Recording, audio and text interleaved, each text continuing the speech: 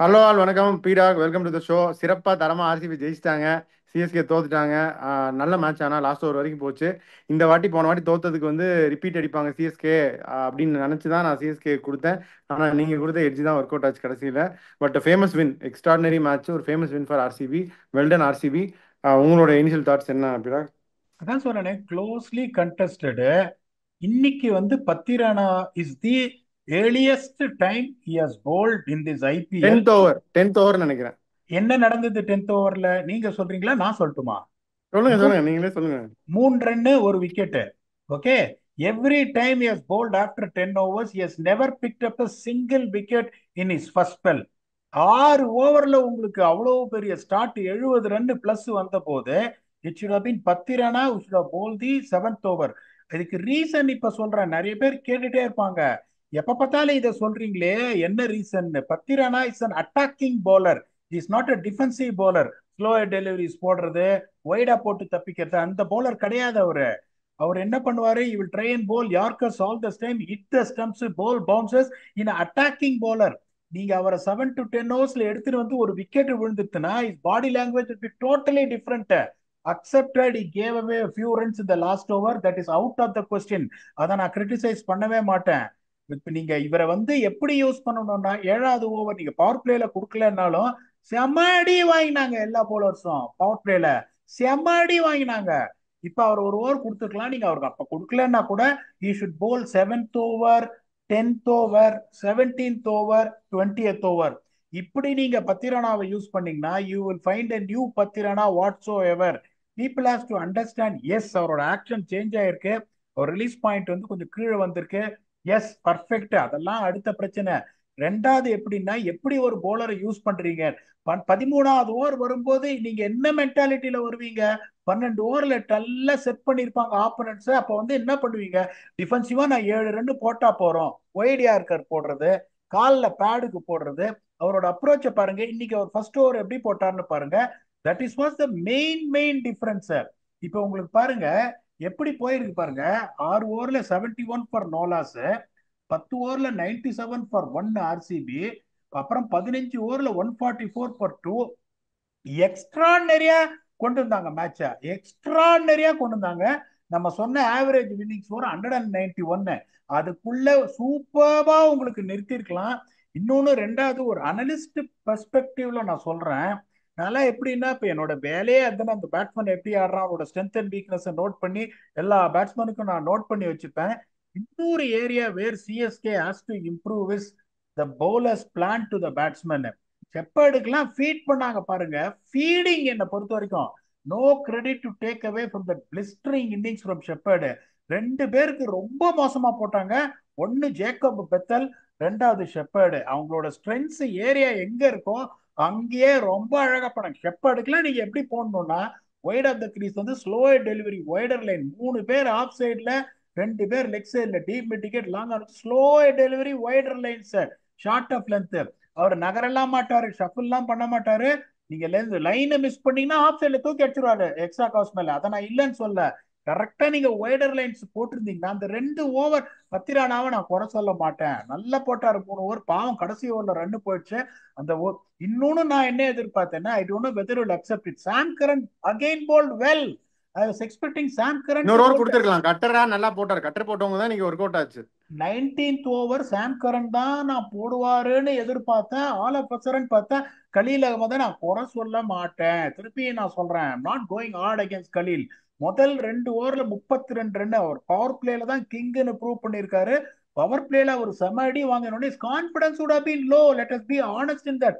அந்த மாதிரி ஒரு சிச்சுவேஷன்ல 19th and 20th over when they are waiting to launch, அப்ப நீங்க என்ன பண்ணிருக்கணும்? someone was bowled well. Sam Curran எக்ஸ்ட்ரானரியா போட்டான்னு சொல்ல, பட் he was பெட்டர், நல்லா போட்டார். அவ்வளவு மோசமா போடலங்கும் போது I would have always given the ball to Sam Curran. அங்க ஒரு இது பண்ணாங்க.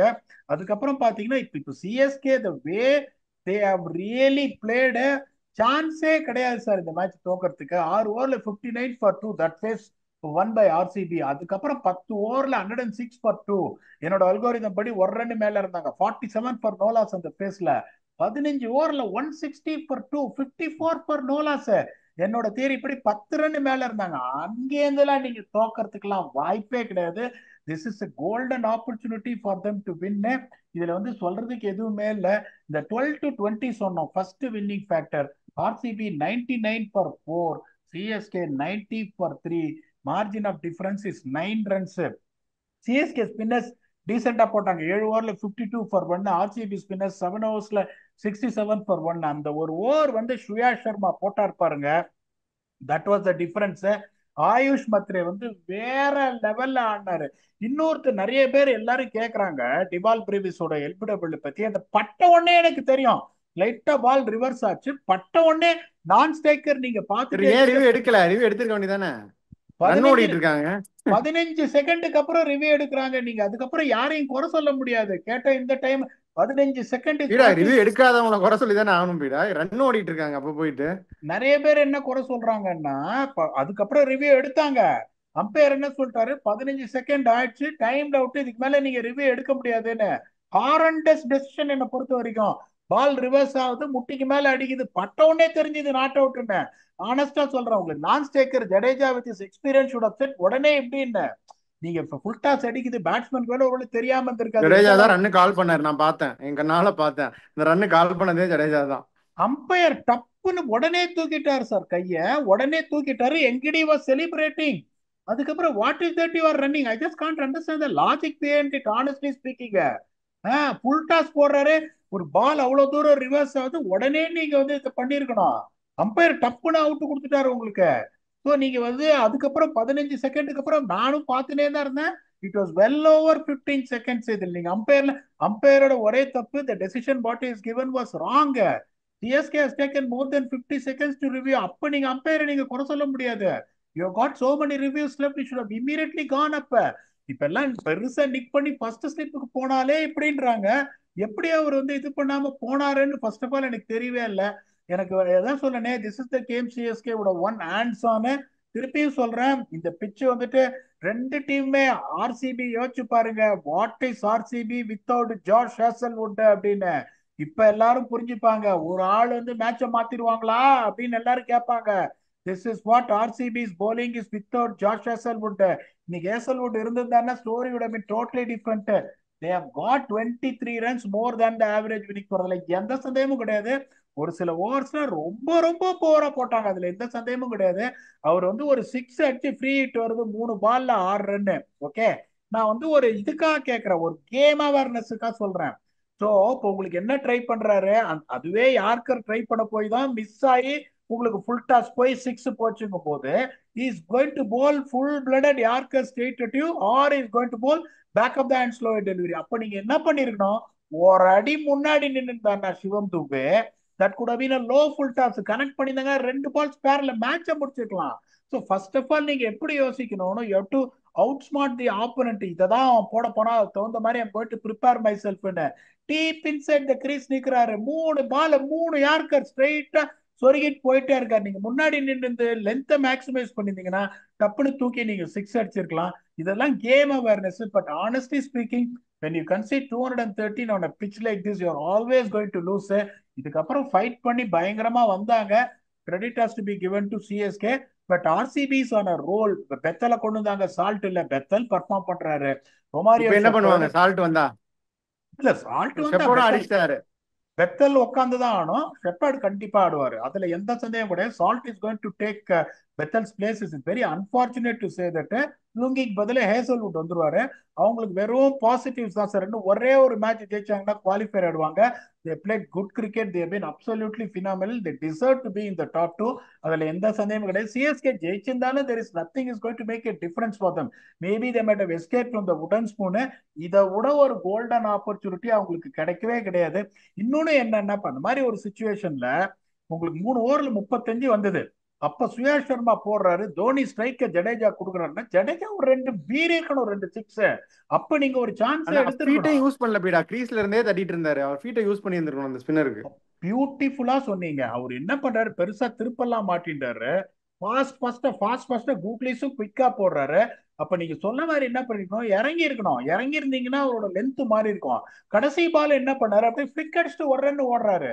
ஓகே, தோனி பாவம் பழைய மாதிரி அவ்வளோ 2 ரன்லாம் ஓட முடியல அப்படிங்கும் போது ஒரு லெக் ஸ்பின்னர் போடுறாரு. எல்லா டீமுமே என்ன பண்றாங்க, தோனி வராருன்னா ஒரு லெக் ஸ்பின்னர் இருந்தா கரெக்டா ஒரு லெக் ஸ்பின்னர் இருந்து ஒரு ஓவர், அதுக்காக தான் ஒரு ஓவர் அவங்க வச்சிருந்தாங்க. சுயேஷ் சர்மா கரண் சேவோட ஏன்னா எக்ஸாஸ்டட் அந்த ஒரு ஓவர் வச்சிருக்கிறதுக்கு அதான் காரணம். அவரு கரெக்டா 2 பால் 2 சிங்கிள் எடுத்துட்டாருங்க போது அந்த ஒரு பால்ல ஜடேஜா ஆடின அந்த 2 3 பால்ல ஒரு சிக்ஸ் கிளப்பியிருந்தாருன்னா கேம் முடிஞ்சிருக்கும். இதுல சொல்லி எந்த இதுவுமே கிடையாது. I was expecting Vansh Bedi to take Hooda's place.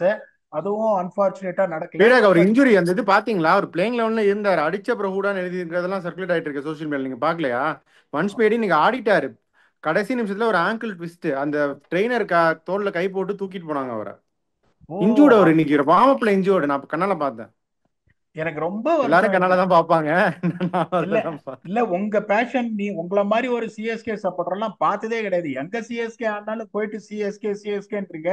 இது அப்படின்னு இல்ல. அன்பார்ச்சுனேட். அதான். இல்ல, பாவம் அந்த ஆயுஷ் மத்ரே அவ்வளவு நல்லா ஆனாரு, அட்லீஸ்ட் அவர் செஞ்சுரி அடிப்பாரு அப்படின்னு பார்த்தேன். பட் யோசிச்சு பாருங்க, ஒரு 17 இயர் ஓல்டு இவ்வளவு தூரம் ரெஸ்பான்சிபிலிட்டி எடுத்து உங்களுக்கு ஆடிட்டு அதுக்கப்புறம் தோக்குறாங்கன்னா அவருக்கு எப்படி இருக்கும் யோசிச்சு பாருங்க. ஜடேஜா நம்பர் 4 இன்னைக்கு ஃபர்ஸ்ட் பால்ல இருந்து இன்டென்ட் காட்டினாரு. Let us not take any credit away from him. The way இப்படி நான் எப்படி விஷுவலைஸ் பண்ணேன்னா, அந்த குஜராத் டைட்டன்ஸோட ஜெயிச்சு கொடுத்தாரு பாருங்க, மோஹித் சர்மா அடிச்சு அந்த மாதிரி ஜெயிச்சு கொடுப்பாரு அப்படின்னு நினைச்சேன். அன்பார்ச்சுனேட்டா அது நடக்கல. This was CSK came to win sir, அதுல எந்த சந்தேகமும் கிடையாது. அவங்களுக்கு எங்க போச்சுன்னா கடைசி 2 ஓவர் போலிங், கடைசி 2 ஓவர் பேட்டிங்ல தான் கேம் போச்சு. இப்போ ஆர்சிபி பாத்தீங்கன்னா they were behind all the time. First 6 ஓவர்ல தேவர் அஹெட் 71 ஃபார் நோலாஸ். அதுக்கப்புறம் பாத்தீங்கன்னா உங்களுக்கு செகண்ட் ஃபேஸ்லயும் ஒரு 26 ரன் தான் கொடுத்தாங்க. தேர்ட் ஃபேஸ்லயும் கண்ட்ரோல் பண்ணாங்க. ஃபோர்த் ஃபேஸ் 18 ஓவர்ஸ் வரைக்கும் கண்ட்ரோல் பண்ணாங்க. கடைசி 2 ஓவர்ல போச்சு, இங்கேயும் கடைசி 2 ஓவர்ல போச்சு. ஆனஸ்ட்லி ஸ்பீக்கிங் அதான் சொல்லனேன், உங்களுக்கு நீங்க தோக்க ஆரம்பிச்சீங்கன்னா ஐபிஎல்ல அது எப்படி ஜெயிக்கிறதுன்றது தெரியாமலே போயிடும். That is what is happening for CSK. I feel very sorry for them. Kudos to RCB. பாப்போம், இந்த மாதிரி இப்ப திருப்பி டாப் ஆஃப் த டேபிள் போயிருக்காங்க. இவ்வளவு கஷ்டப்பட்டிருக்காங்க, 17 வருஷம் கிட்ட கிட்ட தோத்துருக்காங்க. லெட்டஸ் சி, இப்ப பிளே ஆஃப்ஸுக்கு போயிட்டாங்க. இப்ப எலிமினேட்டர் ஷூர், இன்னும் ஒரு மேட்ச் ஜெயிச்சா qualifier. Let's see how they go on.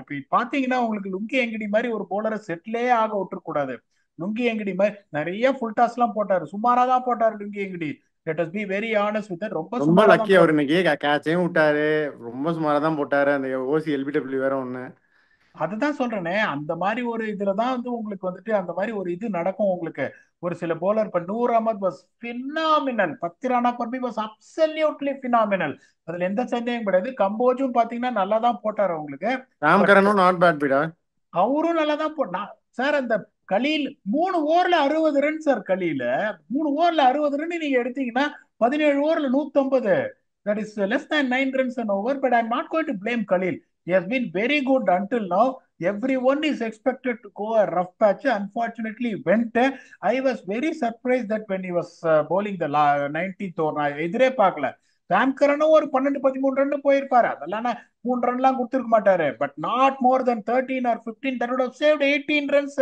No way in the world they would have defended 200 the way Matre and Ravindra Jadeja bat எடுக்கும்போது. That was the turning point of the game. இதுக்கு மேல சொல்லி எந்த பிரயோஜனமும் கிடையாது. எனக்கு ஒரு ஆசை அவங்க உடன் ஸ்போன்ல முடிக்க கூடாது அப்படின்னு. But it's looks certainty that they're going to finish up with wooden spoon. But that is life for you. ஆமா. இன்னொன்னு சொல்றேன் மீடா, இந்த பிச்சு இந்த இந்த வருஷம் இந்த வெனியூல நடந்த விக்கெட்லயே இதான் நல்ல பேட்டிங் விக்கெட்னு என்ன நான் ஃபீல் பண்றேன். நல்லா பேட்டுக்கு வந்துச்சு.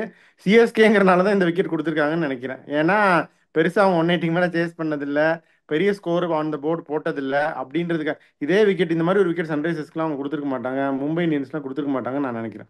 இப்ப இருக்க சிஎஸ்கேக்காக இப்படி ஒரு ஹை ஸ்கோரிங் பிச்சை கொடுத்துருக்காங்கன்னு நான் நினைக்கிறேன். 100% கரெக்டா சொன்னீங்க. That is where you need to have home advantage. None of the fixtures played before was as good as this. But still 214ன்றது நான் திருப்பி திருப்பி சொல்றேன் சார். என்னதான் பெல்ட் ஆஃப் பிச் இருந்தாலும் 200க்கு மேல அப்படிங்கும் போது it is always going to be tough. I'm not going to question CSK's decision of winning the toss and bowling first. But the moment you concede 200, 6 ஓவர்ல 71 அப்படின்னு it was looking very bad.